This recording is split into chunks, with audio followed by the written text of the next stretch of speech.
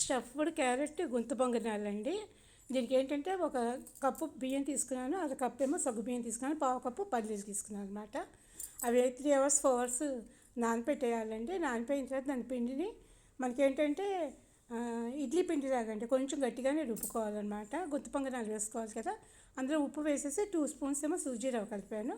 ఇదేంటంటే అందులో స్టఫ్ చేసుకునే క్యారెట్ కూర అండి. మినపప్పు, శనగపప్పు, ఆవాలు, జీలకర్ర వేయించేసేసి ఇదేంటంటే గ్రేట్ చేసేసుకున్నాను.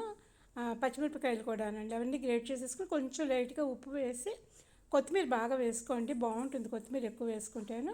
ఆమ్చూర్ పౌడర్ కొంచెం వేసుకున్నాను, కొంచెం టమాటా కెచ్చప్ వేసానండి, పులుపులుగా బాగుంటుందని.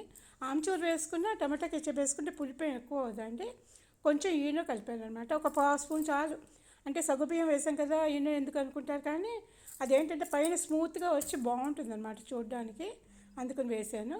ఇదేంటంటే హాఫ్ పోర్షన్ మనం ఒక లేయర్ కింద వేసుకోవాలంటే ఎక్కువ వేయద్దు, ఒక లేయర్ కింద వేసేసుకుని అందులో ఈ కూర స్టఫ్ చేసేసి పైన ఒక లేయర్ కింద మళ్ళీ ఆ పిండి పెట్టేసేసుకోవాలన్నమాట.